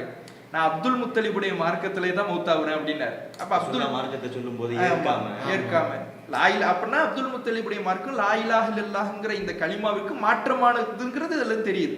அப்ப அப்துல் முத்தலிப் வந்து முஸ்லீமே முதல்ல கிடையாது. அந்த அப்துல் முத்தலிபு ரசூல்லா பிறந்த உடனே என்ன பண்ணாரா? ஒரு பாட்டு பாடினாராம். அந்த பாட்டுல அவங்க எழுதி வச்சிருக்கிறாங்க, அப்துல் முத்தலிபு சொல்றாரா, அந்தல்லதி சும்மித்த ஃபில் குர்ஆன், நீங்க தான் குர்ஆன்ல பேர் சொல்லப்பட்டவர். குர்ஆன் எப்ப வந்துச்சு? ரசூலுல்லாஹ்வுடைய 40வது வயசுல. 40வது வயசுல தான் ரசூலுல்லாஹ்வுக்கு குர்ஆன் வந்துச்சு. அப்ப அப்துல் முத்தலிப் உயிரோடு இருந்தாரா? இல்ல. இந்த பாட்டை எப்ப பாடினார்னு எழுதி வச்சிருக்காங்க? ரசூலுல்லாஹ் பிறந்த உடனே பாடினார்னு எழுதி வச்சிருக்காங்க. அப்ப எங்க இருந்துச்சு குர்ஆன்? ரசூலுல்லாஹ் பிறந்த உடனே பாடினார்னா அங்க என்ன இருந்திருக்கணும்? குர்ஆன் இருந்திருக்கணும். ரசூலுல்லாஹ்வுக்கு எப்ப குர்ஆன் வந்தது? 40வது வயசுல தான் வர ஆரம்பித்தது. அப்போ அப்துல் முத்தலிப் உயிரோடு இருந்தாரா? இல்லை. அப்ப பிறந்த உடனே ஒரு பாட்டு பாடுறாரா? அந்த பாட்டுல என்ன பாடுறாரா? நீங்க தான் குர்ஆனில் பேர் சொல்லப்பட்டவர் அப்படின்னு பாடுறாரு. அப்ப இதெல்லாம் எங்க இருந்து எடுத்தாங்க? குர்ஆன்ல பேர் சொல்லப்பட்டார்னா குர்ஆன்ல இருந்தது அவருக்கு எப்படி தெரியும்? குர்ஆன்ல சரி குர்ஆன்ல இருந்ததுன்னா லவ்ஹுல் மஹ்ஃபூல்ல இருந்துச்சு ஒரு குர்ஆன், அல்லாஹ் வந்து இறக்குவான்ல, அங்க இருந்தானே இறக்கி இருக்கலாம். அந்த குர்ஆன்ல இருந்துச்சுன்னா அது இவருக்கு எப்படி தெரிஞ்சிச்சு? அப்துல் முத்தலிபுக்கு எப்படி தெரிஞ்சிச்சுன்னு ஒரு கேள்வி இருக்குதுல்ல. அதே மாதிரி இன்னொன்னு அவர் சொல்றாரு, அஹ்மத மக்தூபன் அலல் ஜினான், சொர்க்கங்கள்ல, சொர்க்கங்கள் பல சொர்க்கங்கள் இருக்குல்ல, ஒவ்வொரு படித்தரங்கள் இருக்குது. அந்த சொர்க்கங்கள்ல அஹ்மத் என்கின்ற உங்களுடைய பெயரும் எழுதப்பட்டிருக்குது. இதை யார் சொல்றாரு? அப்துல் முத்தலிப் சொல்றாரு. அப்துல் முத்தலிபுக்கு சொர்க்கத்தில் எழுதப்பட்டது எப்படி தெரியும்? அப்துல் முத்தலிபுக்கு சொர்க்கத்துல முகமது அல்லது அஹ்மதுங்கிற பேர் எழுதப்பட்டிருக்குதுன்னா அது எப்படி அவருக்கு தெரியும்? அப்போ வந்து அப்துல் முத்தலிபை வந்து ஒரு முஸ்லீமாகவும், அப்துல் முத்தலிப் வந்து குர்ஆனை படித்தவராய் போலவும், சொர்க்கத்தை எல்லாம் பார்த்து வந்தவரை போல எழுதியிருக்கிறாங்கன்னா இதெல்லாம் எங்கிருந்து எழுதினாங்க? முதல்ல இந்த செய்தியை எழுதுறாங்கன்னா இது நமக்கு 1400 ஆண்டுகளுக்கு முன்னால் நடந்த ஒரு சம்பவமாக எழுதுறாங்க. ரசூலுல்லாஹ் பிறந்தவுடன் நடந்த சம்பவமா எழுதுறாங்க. அப்ப இதை யார் பார்த்தது? இப்படி அப்துல் முத்தலிப் பாடினதுக்கு என்ன ஆதாரம்? ஹதீஸ்ல இருக்குதா? சுவனத்துல ரசூலுல்லாஹ்வுடைய பேர் எழுதப்பட்டு இருக்கிறதுங்கிறதுக்கு என்ன ஆதாரம்? குர்ஆன் அருளப்படுறதுக்கு முன்னாடியே ரசூலுல்லாஹ் பிறந்த உடனேயே குர்ஆன்ல இருக்குதுன்னு அவர் எப்படி சொன்னார்? இப்படி இத்தனை கேள்வி இருக்குதுல்ல. முதல்ல இது ஒரு பொய், இது ஒரு பொய். அந்த பொய்யிலேயே எத்தனை கேள்வி வருது? ஒரு 2 வரிகள்லயே இத்தனை கேள்விகள் நமக்கு வருது. அப்ப இவ்வளவு பெரிய பொய்யை வந்து என்ன பண்றாங்க? அப்துல் முத்தலிப் பாடல் அப்படிங்கிற பாடல்ங்கிற பேர்ல இவங்க எழுதி வச்சிருக்கிறாங்க. அது மட்டும் இல்லாம இவங்க என்ன எழுதி வச்சிருக்கிறாங்கன்னா, யாரப்பனாங்கிற ஒரு பாடல், அந்த பாடல் எழுதி வச்சிருக்கிறாங்க. நாதாஹுமுர் ரஹ்மான், ரஹ்மான் அழைத்தானா. மலக்குமார்கள்லாம் ரசூலுல்லாஹ் பிறக்கும் பொழுது மலக்குமார்கள்லாம் என்ன பண்ணிட்டாங்களா? சூழ்ந்துட்டாங்க, வந்துட்டாங்களா, அந்த இடத்துக்கு வந்துட்டாங்க. அதாவது நபிகள் நாயகம் வந்து 40வது வயசுல நபி ஆனாங்க. அப்ப அதுக்கு முன்னாடி ரசூலுல்லாஹ்வுக்கே தெரியாது தான் ஒரு நபி ஆக போறோம்னு. அதனாலதான் ஜிப்ரீல் வந்த உடனே ரசூலுல்லாஹ் என்ன பண்ணாங்க? பயந்தாங்கனாலே அதுல என்ன தெரியுது? ரசூலுல்லாஹ்வுக்கு இதுக்கு முன்னாடி இப்படி ஒரு நடக்கும்ங்கிறதே தெரியாதுங்கிறது அதுல இருந்து தெரியுது. ஆனா இவங்க என்ன எழுதி வச்சிருக்காங்க, ரசூல்லா பிறக்கும் போதே நபியாக தான் பிறந்தாங்கிற மாதிரி எழுதி வச்சிருக்கிறாங்க. மலக்குமார்கள்லாம் பிறக்கும் பொழுது என்ன பண்ணாங்களா, சூழ்ந்தாங்களாம். அப்ப அல்லாஹ் இந்த மலக்குமார்களுக்கு சொன்னானா, அன் தூஃபு பிஹி பில் அர்ஷி மா தாரி நயீம், நயீம்ங்கிற அந்த சொர்க்கத்தில் உட்பட அர்ஷையும் இந்த நபிக்கு சுற்றி காட்டுங்கள். இவருக்கு என்ன பண்ணுங்க, அழைத்து சென்று இவரை தூக்கிட்டு போய் அர்ஷ சுத்தி காட்டுங்க, நயீம்ங்கிற சொர்க்கத்தை சுத்தி காட்டுங்க. சும்மா ஆரிலுஹு அலல் ஹலாயிகி குல்லிஹா மின் குல்லி ரௌஹானின் வ குல்லி முஜஸ்ஸதின், ரூஹு இருக்கக்கூடிய உடல் இருக்கக்கூடிய எல்லா உயிர்களுக்கும் எல்லா படைப்பினங்களுக்கும் இந்த நபியை எடுத்து காட்டுங்க அப்படின்னு சொல்லி மலக்குமார்களுக்கு அல்லாஹ் கட்டளையிட்டதா எழுதி வச்சிருக்கிறான். இதெல்லாம் எப்ப நடக்குதா, ரசூலுல்லா பிறந்த உடனே, ரசூலுல்லா வந்து அவங்க தாயார் வயிற்றிலிருந்து வெளியே வந்த உடனே இவ்வளவும் நடக்குது அப்படின்னு எழுதி வச்சிருக்கிறாங்க. இதெல்லாம் எங்க இருந்து எடுத்தாங்க, இதுக்கு என்ன ஹதீஸ் ஆதாரம்? ரசூலுல்லாவுடைய பிறப்பிலேயே இவ்வளவு பெரிய அற்புதம் நடந்திருக்குது அப்படின்னா அந்த மக்கள்லாம் ஏன் நம்பிக்கை கொள்ளாம இருந்தாங்க? அந்த மக்கள்லாம் நம்பிக்கை கொண்டிருக்கணும்ல, தாயார் ஆமினா நம்பிக்கை கொண்டிருக்கணும். சரி வெத்தவங்களை விடுங்க, அந்த பிரசவ அறையில் இருந்த தாயார் ஆமினா அவங்க என்ன பண்ணிருக்கணும், நம்பிக்கை கொண்டு இருக்கணும்ல, நம்பிக்கை கொள்ளல. ரசூல்லா இதை நினைத்து நினைத்து அழுதாங்க. பாவம் மன்னிப்பு தாயாருக்கு தேட முடியலைன்னு ரசூல்லா அழுதாங்க. அப்ப அவங்க இணை வைப்புல மௌத்தா இருக்கிறாங்கிறது இதுல இருந்தே தெரியுது. அந்த பிறப்பு நேரத்துல மலக்குமார்கள் வந்தாங்க, இவ்வளவு நிகழ்வுகள் நடந்துச்சுங்கிறத, ஒரு பொய்யை, இவ்வளவு பெரிய ஒரு பொய்யை வந்து பொய் மூட்டையை எழுதி வச்சிருக்கிறாங்கன்னா இது எப்படி வணக்கமா இருக்க முடியும்? வணக்கம்னு ஓதுறாங்க, அது உண்மைத்தன்மை இருக்குதான்னு கேட்டா அதுவும் இல்லை. இணை வைப்பு வரிகள் நிறைந்திருக்குது, பொய்கள் நிறைந்திருக்குதுங்கிறத இதுல இருந்து நம்மளால தெரிஞ்சுக்க முடியுது. அல்லாஹ்வின் தூதர் கூட நான் நபி ஆயிட்டேன் அப்படின்னு சொல்லி சொன்னபோது கூட மன்னவாரி இறக்கத்தானே மன்னவாரி, அது அவர் சொந்தக்காரங்க தான். அதாவது தகப்பனாரோட உடன் பிறந்தவர் என்ன பண்றாரு, மன்னவாரி அடிக்கிறார். அப்போ வந்து இது மாதிரியான நடக்கல, இப்படிலாம் ஒண்ணு நடக்கவே இல்லைங்கிறது அதுல இருந்து என்ன ஆகுது தெரியுது நமக்கு. அதே மாதிரி ஹிக்காயத்தும்பாங்க, இந்த மௌலிது பாடல்கள், பைத்துகள் ஹிக்காயத்துகள் ரெண்டா பிரிச்சிருப்பாங்க. மௌலிது புத்தகத்தை எடுத்து பாத்தீங்கன்னா, பைத்துகள்னா பாடல் வரிகள், ஹிக்காயத்துகள்னா கதைகள். இப்படி ஒரு கதை இருக்குது, இப்படி ஒரு கதை இருக்குது அப்படின்னு சொல்லி ஒவ்வொன்னையும் எழுதி வச்சிருப்பாங்க. அந்த ஹிக்காயத்து கதையாக எதை எழுதி வச்சிருக்கிறாங்களோ அதன் அடிப்படையில தான் அந்த பாடல்களை உருவாக்கி இருப்பாங்க. இப்படி ஒரு கதை இருக்குது, இந்த கதைக்கு ஏற்றவாறு இந்த பாடல், அது ஒரு பின்னணி மாதிரி. ஒரு குர்ஆன் வசனத்துக்கு ஒரு பின்னணின்னு நம்ம சொல்றோம்ல, அது மாதிரி இந்த மௌலிது ஒவ்வொரு பாடல்களுக்கும் இந்த பின்னணி கதைன்னு சொல்லி ஹிக்காயத்துகள் எழுதி வச்சிருப்பாங்க. அந்த ஹிக்காயத்துல உள்ள முதல் ஹிக்காயத்துல என்ன பண்றாங்கன்னா, முதலாவது ஹிக்காயத்துன்னு சொல்லி எழுதி வச்சிருக்கிறாங்க. அதுல பாருங்க, ருவியன்னா அறிவிக்கப்பட்டது. யார் அறிவிச்சா, விவரம்லாம் கிடையாது. இப்ப ஹதீஸ்னா ரசூலுல்லா சொன்னாங்க, அபூ ஹுரைரா அறிவிச்சாரு, அபூ ஹுரைரா வந்து ஆயரச்சிக்கு அறிவிச்சாரு, இப்படி ஒரு அறிவிப்பாளர் தொடர்லாம் நம்ம பேசுறோம்ல, இதுல வந்து அறிவிக்கப்பட்டதுதான். எங்க நீங்க மௌலிதுல உள்ள எந்த கதை எடுத்து பார்த்தாலும் அறிவிக்கப்பட்டது, சொல்லப்பட்டது. யாருப்பா சொன்னா, முதல்ல மௌலித யார் சொன்னான்னே நமக்கு என்ன தெரியல. மௌலித யார் சொன்னாப்பான்னு கேட்டா யாருன்னு தெரியல, கசாலிங்கிறாங்க, ஹத்தீபுங்கிறாங்கிறாங்க. சரி, அது உள்ள கதையாவது யாருப்பா சொன்னான்னு கேட்டா அதுவும் என்னமா தெரியல. அறிவிக்கப்பட்டது, சொல்லப்பட்டதுன்னு என்ன பண்றாங்க, சொல்றாங்க. அப்ப அதுல பாருங்க, ஆதம் நபி அந்த முதல் ஹிக்காயத்துல எழுதி வச்சிருக்கிறாங்க. ஆதம் நபி என்ன பண்ணாங்களா, தன்னுடைய கண்களை திறந்து பார்த்தாராம். கண்களை திறந்து சொர்க்கத்தினுடைய வாசலை பார்த்தாராம். சொர்க்கத்துடைய வாசல் என்ன எழுதிருச்சா, லா இலாஹ இல்லல்லாஹ் முஹம்மது ரசூலுல்லாஹ்னு எழுதிருச்சான். முகமது நபி பிறக்க போறதே அதுக்கப்புறம் தான், என்ன கடைசி காலம் தான் நம்முடைய சமுதாயம், கடைசி சமுதாயம். அதான் ஆதம் நபி படைக்கப்பட்ட உடனே கண்களை திறந்து பார்க்கிறாரு, சொர்க்கத்துல பார்க்கிறாரு, லா இலாஹ இல்லல்லாஹ் முஹம்மது ரசூலுல்லாஹ். அப்ப ஆதம் நபிக்கு படைக்கிறதுக்கு முன்னாடியே என்ன எழுதி இருக்கு, முஹம்மது ரசூலுல்லாஹ்னு ரசூலுடைய பேரு எழுதி இருக்கலாம். உடனே அல்லாஹ்விடத்துல ஆதம் நபி கேட்கிறாங்களா, யா ரப்பி மன் ஹாதல்லதி கரந்த இஸ்மஹு பிஸ்மிக, உன் பெயரோட ஒரு பெயரை இணைச்சு எழுதிருக்கீல, அந்த பேர் யாருடையது அப்படின்னு கேட்டார். அப்ப அல்லாஹ் சொல்றானா, ஆதம், ஆதமே, ஆதாமின் உல்திக், அவர் பிள்ளைகள்ல ஒரு பிள்ளையா வருவார். அபாசு ஆகிற ஜமான், கடைசி காலத்துல அவரை நான் நபியாக அனுப்புவேன். வலவுலா, இதுதான் கவனிக்க வேண்டிய வார்த்தை பாருங்க, வலவுலா, அவர் மட்டும் இல்லைன்னா மா ஹலக்துக்க, ஒன்ன நான் படைச்சே இருக்க மாட்டேன். முகமது நபிக்காகத்தான் ஒட்டுமொத்த மனித சமுதாயத்தை நான் படைச்சேன். ஆதமை படைத்ததுக்கு காரணமே யார் தான், அவர் வழியில யார் வரணுங்கிறதுக்காகத்தான், முகமது நபி வரணுங்கிறதுக்காகத்தான் அப்படின்னு அல்லாஹ் சொன்னதாக இந்த கதை எழுதி வச்சிருக்கிறாங்க. இப்ப ஆதம் நபி அல்லாஹ் உலகத்துக்கு அனுப்புறான்ல, ஒரு தவறு செய்யறாங்க, அங்க இருந்து அனுப்புறான்.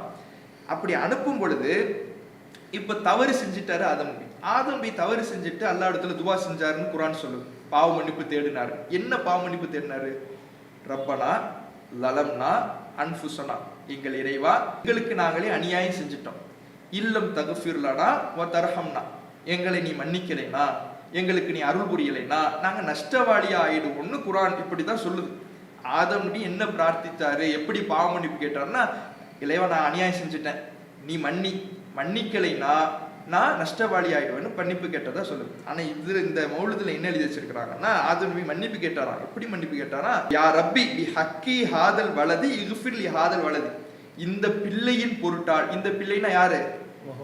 ரசூலுல்லாஹ் முஹம்மது நபியினுடைய பொருட்டால் இந்த தகப்பனை என்ன நீ மன்னிச்சிடு அப்படின்னு ஆதம் நபி கேட்டதா. அதனாலதான் ரசூலுல்லாஹ்வை ஆதம் நபி அல்லாஹ் மன்னிச்சதாக எழுதி வச்சிருக்கிறாங்க. அப்ப இதெல்லாம் எவ்வளவு பெரிய பொய்! இதுக்கெல்லாம் என்ன ஆதாரம்? ஒண்ணு பொய்யை தாண்டி குர்ஆனுக்கு எதிரான வார்த்தையா இல்லையா? ஆதம் நபி துவா கேட்டதாக குர்ஆன் சொல்வது ஒண்ணு, இவங்க எழுதி வச்சிருக்கிறது ஒண்ணு. இதுக்கெல்லாம் எங்க இருந்து ஆதாரம்? ஆதம் நபி அல்லாஹ்விடத்துல பேசினதை இவங்களுக்கு யார் சொன்னது? சொல்றதா இருந்தா யார் சொல்லியிருக்கணும்? அல்லாஹ் குர்ஆன்ல சொல்லியிருக்கணும், இல்லைன்னா ரசூலுல்லாஹ் சொல்லியிருக்கணும். ஆனா இவங்களுக்கு சொன்னது யார்? சும்மா ரூபியா அறிவிக்கப்பட்டதுன்னு ஒரு புக்கையே எழுதி வச்சுட்டாங்க, சுப்ஹான மௌலிதுன்னு. இந்த கதையையும் அதே மாதிரி என்ன பண்ணிட்டாங்க, அறிவிக்கப்பட்டதுன்னு சொல்லி எதனாலும் மார்க்கத்தின் பெயரால் சொல்லலாம்னு இவங்க என்ன பண்ணிருக்கிறாங்க, எழுதி வச்சிருக்கிறாங்க. முதலாவது ஹிகாயத்துல இதனுடைய தொடர்ச்சியில பாத்தீங்கன்னா 12வது பக்கத்துல இதனுடைய தொடர்ச்சியில ரசூலுல்லாஹ்வுடைய ஒளி அப்படின்னு ஒண்ணு இருக்கு அப்படின்னு இவங்க சொல்லிடுறாங்க. மௌலிதினுடைய புத்தகம் முதல் பக்கத்திலேயே பார்த்தீங்கன்னா போட்டிருப்பாங்க, அவ்வளுமா ஹலக்கல்லா நூறு முஹம்மது அப்படின்னு போட்டிருப்பாங்க.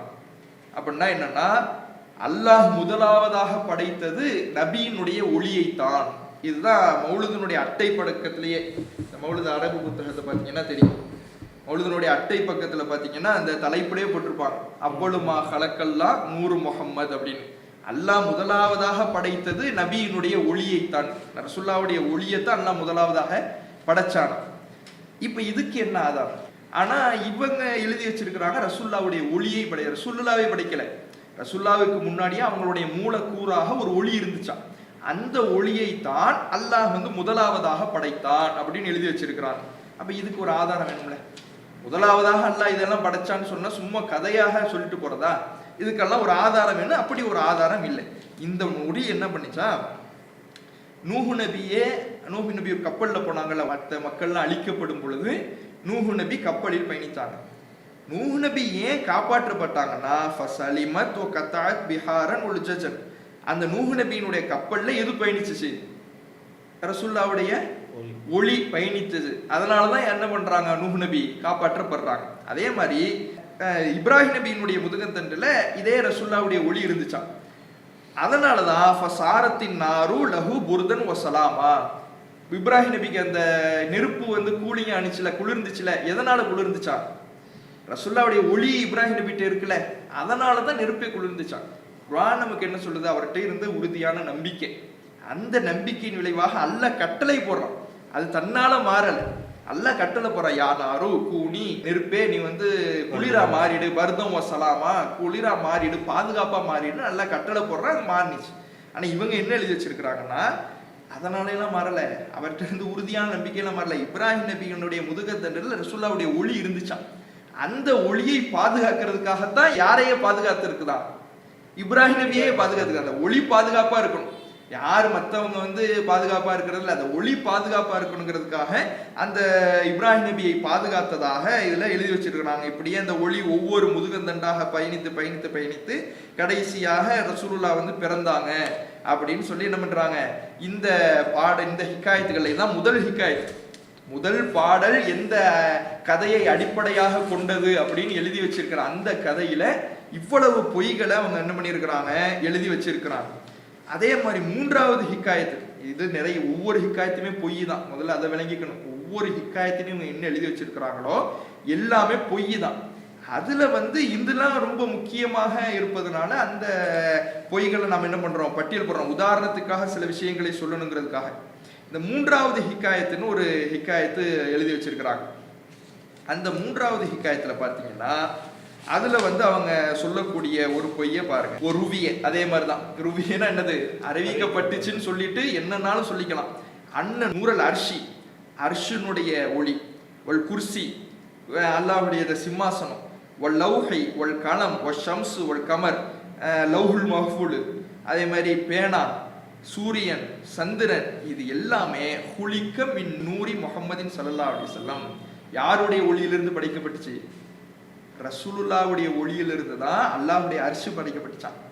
ரசூலுல்லாவுடைய ஒளியிலிருந்து தான் அல்லாஹ்வுடைய சிம்மாசனம் படைக்கப்பட்டுச்சான். ரசூலுல்லாவுடைய ஒளியிலிருந்து தான் லௌஹுல் மஹ்ஃபூல் படைக்கப்பட்டுச்சான். ரசூலுல்லாவுடைய ஒளியிலிருந்து தான் சூரியன், சந்திரன் படைக்கப்பட்டுச்சான். அப்போ ஒட்டுமொத்த உலகமே எங்கிருந்து படைக்கப்பட்டது? ரசூலுல்லாவுடைய ஒளியினால் தான் படைக்கப்படுது. ஒட்டுமொத்த உலகத்தினுடைய அன்ன நூறல் அக்கிளி ஒல் அபுசார், சிந்தனை, அறிவு, இதுவும் எங்கிருந்து படைக்கப்படுது?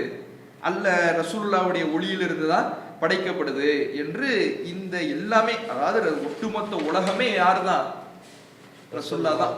ஒட்டுமொத்த உலகமே ரசூலுல்லாவுடைய ஒளியினால தான் படைக்கப்படுதுன்னு எழுதி வச்சிருக்கிறாங்க. இதெல்லாம் எங்க ஆதாரம்? ஆதாரம்னு ஒண்ணு இருக்கணும்ல. வணக்கம்னு எழுதுறாங்க, சரி ரசூலுல்லாவை புகழ்றோம்னு எழுதுறாங்க. அவங்க சொல்றது அதானே, ரசூலுல்லாவை புகழ்றோம்னு எழுதுறாங்க. ரசூலுல்லாவை புகழ்றோம்னு இவ்வளவு வார்த்தைகள் எழுதி வச்சிருக்கிறீங்களே, அதுக்கு என்ன ஆதாரம்? பொய்ய சொல்லிட்டு புகழ்வதாகுமா? பொய்ய புகழாகுமா? புகழாகாது. அப்ப புகழ்றோன்னு சொல்லி எழுதி வச்சிருக்காங்க. எவ்வளவு பெரிய ஆபத்தான வார்த்தைகள்ங்கிறதையும் பாருங்க. அல்லாஹ்வுடைய அர்ஷே யாருடைய ஒளியிலிருந்து படைக்கப்படுது? ரசூலுல்லாவுடைய ஒளியிலிருந்து படைக்கப்படுதுன்னா, அப்போ அல்லாஹ்வையே பலவீனமாக்கக்கூடிய வகையில ரசூலுல்லாவுடைய ஒளி தான் எல்லாமே. இந்த உலகத்துல உள்ள அண்ட சராசரமும் எதிலிருந்து வந்ததுதான்? ரசூலுல்லாவுடைய ஒளியிலிருந்து தான் வந்தது அப்படின்னு எழுதி வச்சிருக்கிறாங்கன்னா, எவ்வளவு பெரிய ஆபத்தான விஷமத்தனமான கருத்தையும் இஸ்லாத்தினுடைய அடிப்படையை தகர்க்கக்கூடிய கருத்தையும் பொய்களாக ருவிய அறிவிக்கப்பட்டதுன்னு போட்டு எழுதி வச்சிருக்கிறாங்க. இவ்வளவு பொய்கள் நிறைந்ததாக இந்த புத்தகம் இருக்குது. இது உதாரணத்துக்கு 1-2 பொய்களை நம்ம என்ன பண்ணிருக்கிறோம், எடுத்து சொல்லி இருக்கிறோம். ஒரு 12 ஹிக்காயத்து வரும்னு நினைக்கிற, 10-12 வரும். எல்லாமே பொய் தான். எல்லாமே பொய்கள் நிறைந்ததாகத்தான் அவங்க என்ன பண்ணிருக்கிறாங்க, எழுதி வச்சிருக்கிறாங்க அப்படிங்கிறத இதுல இருந்து பார்க்க முடியும். இந்த ஹிக்காயத்து இல்லாம மௌலிது புக்கு இருக்குல்ல, அந்த புக்குல, அந்த அரபு புக்குலையும் சரி, இந்த தமிழ்லையும் ஒரு சில சுருக்கமாகவும் மொழிபெயர்த்து வச்சிருக்கிறாங்க. ஹாசியா அப்படின்னு சொல்லுவாங்க. இந்த ஹாசியாங்கிறது என்னன்னா, எல்லா மௌலிதுகளுக்கும் அடிப்படை தான். இதுதான் இந்த மௌலிது ஓதுவதற்கான காரணம் அப்படின்னு சொல்லி அரபு தமிழ் நம்ம ஆரம்பத்திலே பார்த்தோம். தமிழை அரபியில எழுதுவது, இப்படி அரபு தமிழ்ல என்ன பண்ணிருக்கிறாங்க, எழுதி வச்சிருக்கிறாங்க. அந்த அரபு தமிழ் ஹிக்காயத்துகள்ல பார்த்தீங்கன்னா, இந்த மௌலிதை ஓதுவதற்கு என்ன காரணம், மௌலிது எப்படியெல்லாம் நன்மை பெற்று தரும் அப்படிலாம் என்ன பண்றாங்க, எழுதி வச்சிருக்கிறாங்க. அதுல ஒண்ணு பாருங்க. இந்த மௌலிதை ஹாஃபில் இப்னு தஹியா ரஹிமஹுல்லா ஒரு மௌலிது கோர்வை செய்து அதற்கு அத்தன்வீரு ஃபி மௌலிதில் பஷரின் நதீர் எனும் பெயரை சூட்டினார். ஹாஃபில் இப்னு தஹியாங்கிறவர் அவர் காலத்துல ஒரு மௌலிது எழுதினாராம். அந்த மௌலிதுக்கு இப்படி அத்தன்வீர்னு ஒரு பேரு சூட்டினாராம். அந்த மௌலிதை சுல்தான் 1000 தங்க காசு கொடுத்து மரியாதை செய்து வரிசையுடன் வாங்கி வருடந்தோறும் மௌலிது ஓதுகிறவரையும் அதற்காக அநேக திரவியங்களை செலவு செய்து விருந்தளிக்கிறவராயும் இருந்தார். அந்த மௌலிதை அந்த ஆட்சியாளர் என்ன பண்ணாராம், வாங்கி ஓதுனாராம். ஓதும் போது அதுக்காக நிறைய காசு செலவு பண்ணாராம், நிறைய விருந்து தந்தாராம். இதெல்லாம் ஏன் சொல்றாங்க, அது மாதிரி நீங்களும் செய்யுங்கன்னு மக்களுக்கு சொல்றாங்க. நீங்களும் சும்மா மௌலிது வரும்னு சும்மா எங்களை கூப்பிடாதீங்க, மௌலிது வரும்னா எங்களுக்கு கொஞ்சம் காசு கொடுங்க, விருந்து ஏற்படுத்துங்க அப்படிங்கறத சொல்றதுக்காக இதை எழுதி வச்சிருக்கிறாங்க. அவருடைய மௌலிதின் விருந்துக்கு ஆளிரானவர்களில் ஒருவர். அந்த விருந்தில் மொத்தம் சுடப்பட்ட ஆட்டுத்தலை 5000 இருந்துச்சான். அந்த மௌலிதுல எத்தனை ஆட்டுத்தலை இருந்துச்சா? 5000 ஆட்டுத்தலை இருந்துச்சா. கோழி 15000, 15000 கோழி, 1,00,000 இறைச்சி தட்டு, ஹல்வாவின் தட்டம் 30,000 ஹல்வா தட்டு, சோற்றின் சகன் 30,000 இருந்ததென்று கணக்கிட்டார். அந்த மௌலிதுல ஒருத்தர் போயிருக்கிறார், அவங்களுக்கு என்னென்ன வேணும்ன்றத பட்டியல் போட்டு ஒரு லிஸ்ட் போட்டு என்ன பண்ணிட்டாங்க, கொடுத்துட்டாங்க. ஆதலால் ஒரு மௌலிதுக்கு 3,00,000 தங்க காசு செலவு செய்கிறவராயும் அதற்கான ஹாலிரான உலமாக்களுக்கும் சூஃபியாக்களுக்கும் உயர்தரமான ஆடை வஸ்திரங்கள் சன்மானம் கொடுத்து மிகுந்த மரியாதை செய்வராயும் இருந்தார். சாப்பாடு மட்டும் இல்ல, ட்ரெஸ் எடுத்து கொடுத்தாராம். இதெல்லாம் செஞ்சு ரொம்ப சூப்பரா அவர் மௌலிது என்ன பண்ணாரு, ஓதுனாரு அப்படின்னு சொல்லி ஒரு கதை எழுதி வச்சிருக்கிறாங்க. இதெல்லாம் எதுக்காகன்னா, இது மாதிரி நீங்களும் செய்யுங்க. நீங்க மௌலிது ஓதுறதா இருந்தா சும்மா கூப்பிடாதீங்க, இது மாதிரி நிறைய ட்ரெஸ் எடுத்து கொடுங்க, சாப்பாடு எடுத்து கொடுங்க. 3,00,000 தங்க காசு அவர் கொடுத்தாராம். அதெல்லாம் மேற்கோள் காட்டுறாங்க. இப்படி எல்லாம் என்ன பண்றாங்க, அரபு தமிழ்ங்கிற பேர்ல எழுதி வச்சிருக்கிறாங்க. அதே மாதிரி மஅரூஃபுல் கர்ஹி அப்படின்னு ஒருத்தர் இருந்தாராம். அவர் சொன்னாரா, எவன் ஒருவன் ரசூலுல்லாஹி ஸல்லல்லாஹு அலைஹி வஸல்லம் அவர்களுடைய மௌலிதை ஓதி வஜீவனம் சமைத்து உடம்பிறந்தாமார்களை அழைப்பு கொடுத்து விளக்கு எரித்து புதிய உடை அணிந்து பரிமளம் பூசி மரியாதை செய்தால் அவனை அல்லாஹ் தாலா கியாமத்தினாலில் முந்தின கூட்டமாகிய நபிமார்களுடனே எழுப்புவான். ஒருத்த மௌலத ஓதி உஜீபனம்னா இந்த சீரணிங்கிறாங்கள சாப்பாடு, அந்த சாப்பாடு சமைச்சு உடன்பிறந்தான்மார்களை மற்ற சகோதரர்களை அழைச்சு விளக்கு எரித்து லைட்டு போட்டு புதிய ட்ரெஸ்ஸு போட்டு அத்தர்லாம் பூசிக்கிட்டு மரியாதை செய்தால் அவரை எங்க எழுப்புவானா? நபிமார்களோடு எழுப்புவான். இப்படி ஒரு அந்தஸ்தை கொடுக்கறதா இருந்தா யார் சொல்லணும்? நமக்கு எழுப்புற அல்லாஹ் சொல்லணும், இல்லைன்னா ரசூலுல்லாஹ் சொல்லணும். இவர் யார்? மஅரூஃபுல் கரீங்கிறவர் யார்? அவர் சொல்லிட்டா மார்க்க அங்கீகாரம் பெற்றுடுமா? இதை என்ன பண்றாங்க, இதெல்லாம் அதாவது ஹாசியான்னு எழுதி வச்சிருக்கிறாங்கல்ல, இதெல்லாம் எதுக்கு? மௌலிது புக்கை நீங்க திறந்தாலே இதான் இருக்கும். ஆரம்பத்துல ஃபர்ஸ்ட் பேஜ்ல என்ன பண்ணிருப்பாங்கன்னா இதெல்லாம் எழுதிருவாங்க. எதுக்கு? இதுதான் கவனம், நீங்க எல்லாம் இப்படிலாம் செய்யணும், நல்லா 15,000 கோழி ஆட்டுத்தலை ட்ரெஸ்ஸு இதெல்லாம் நீங்க ஏற்படுத்தி தரணுங்கிறத ஒரு கவனத்தை அவங்க மக்கள்கிட்ட சொல்றதுக்காக இது மாதிரி அவங்க என்ன பண்ணியிருக்கிறாங்க, இந்த அரபு தமிழ்ங்கிற பேர்ல எழுதி வச்சிருக்கிறாங்க. இது மாதிரி இன்னும் பார்த்தீங்கன்னா ஒரு நெருப்பு வணங்கி இருந்தார், அதில் ஒரு கதையை எழுதி வச்சிருக்கிறாங்க. நிறைய இந்த அரபு தமிழ் ஹிக்காயத்தில் நிறைய கதைகள், நிறைய பொய்கள். அதில் ஒரு நெருப்பு வணங்கி ஒருத்தன் இருந்தானா ஒரு காலத்தில். அந்த நெருப்பு வணங்கி பெரிய ஒரு அந்தஸ்தை பெற்று பெரிய மன்னிக்கப்பட்டு பெரிய ஒரு இடத்துக்கு போயிட்டானா. எதுக்காகனா மௌலிது ஓதுனதுக்காக. நெருப்பு வணங்கி பெரிய ஒரு அவுளியா மாதிரி போயிட்டானா. எதனாலன்னா மௌலிது ஓதுனாம அப்படின்லாம் எழுதி வச்சிருக்கிறாங்க. அப்ப இவ்வளவு பொய்கள் நிறைந்ததாகத்தான் இந்த மௌலிது இருக்குதுங்கிறதுக்கு இதெல்லாம் ஆதாரமா இருக்குது. ஹிக்காயத்தா இருந்தாலும் சரி, இதுல இருக்கிற இந்த அரபு தமிழ் எழுதா இருந்தாலும் சரி, பைத்துகள் பாடல் வரிகளா இருந்தாலும் சரி, எல்லாமே பொய்கள் நிறைந்ததாக. இணை வைப்பு வரிகள் ஒரு பக்கமா இருந்தா இன்னொரு பக்கம் பொய்கள் நிறைந்ததா இருக்கு. ரசூல்லா மேல பொய் சொல்றத ரசூல்லா எவ்வளவு சொல்றாங்க? மன் கதுப அலைய முத்தஅம்மிதன் ஃபல்யத்தபவ்வா மக்காதஹு மினன்னார். என் மேல யார் பொய் சொல்றானோ அவன் தன்னுடைய இருப்பிடத்தை நரகமாக அமைத்துக் கொள்ளட்டும்னாங்க ரசூலுல்லா. அவ்வளவு ஒரு பெரும் பாவத்தை சர்வ சாதாரணமா எழுதி வச்சு அதை மக்கள் மத்தியில வணக்கம்னு பிரபலப்படுத்துறாங்கன்னா இது எவ்வளவு பெரிய மோசமான காரியம்ங்கிறத நம்ம இந்த நேரத்துல புரிஞ்சுக்கணுங்கிறதுக்காகத்தான் இத்தனை பொய்களையும் நம்ம பட்டியலிட வேண்டியதா இருக்கு. அல்ஹம்துலில்லாஹ். இந்த சுபஹான மௌலிது என்ற இந்த மௌலிது மூலமாக மார்க்கம் என்கின்ற வகையில் இன்னைக்கு ஆலிம் பெருமக்கள் இதை கொண்டு வரக்கூடிய நிலையில் இதை மக்களுக்கு தெளிவுபடுத்த வேண்டும். இது எந்த அளவுக்கு மார்க்கத்துக்கு முரணான நிகழ்வுலாம் இருக்கின்ற அந்த ஒரு நிலையை தெளிவுபடுத்துறதுக்காகத்தான் இந்த கலந்துரையாடல் நிகழ்ச்சியை நம்ம தொகுத்து வழங்கணும். அதில் பார்த்தீங்கன்னா இந்த மௌலிதை இறைவணக்கம் அளவுக்கு இன்னைக்கு பார்க்கக்கூடிய அளவுக்கு கொண்டு போகிறாங்க. அதே நேரத்தில் நபிகள் நாயகம் ஸல்லல்லாஹு அலைஹி வஸல்லம் அவர்களை புகழ்றோம் என்ற பேரில் வரம்பு மீறி புகழக்கூடிய நிகழ்வு எந்த அளவுக்கு என்றால், அல்லாவை வைக்க வேண்டிய இடத்துல அல்லாவின் தூதரை வைத்து புகழக்கூடிய அளவுக்கு வறுமையை போக்கக்கூடியவரே, நோயை நீக்கக்கூடியவரே, பொருளாதாரத்தை கொடுக்கக்கூடியவரே என்று சொல்லக்கூடிய அளவுக்கு. இது அல்லாமல் ஜிப்ரீல் அலைஹிஸ்ஸலாம் மீது பொய்களையும் அவதூறுகளை பரப்பக்கூடிய அளவுக்கு ஜிப்ரீல் அலைஹிஸ்ஸலாம் அவர்களே அல்லாவின் தூதருக்காக புகழ்ந்து என்ன பண்ணாங்களாம், மௌலிது வரிகளை ஓதுனாங்க அப்படின்னு சொல்றக்கூடிய நிலை. அதில் பல பொய்களையும் புரட்டுக்களையும் உள்ளடக்கி இந்த மௌலிது வரிகளை உருவாக்கி இன்னைக்கு மக்களுக்கு, பாமர மக்கள்கிட்ட மார்க்கம் என்று சொல்லக்கூடிய அளவுக்கு இன்னைக்கு மார்க்க அறிஞர்கள் கொண்டு செல்லக்கூடிய நிலையை நம்ம பார்க்குறோம்.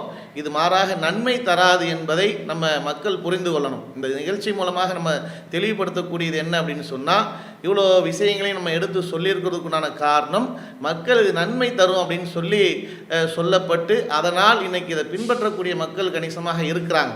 அப்போ அவங்களை இதில் இந்த மாதிரியான தீமையிலிருந்து நம்ம பாதுகாக்கணும்.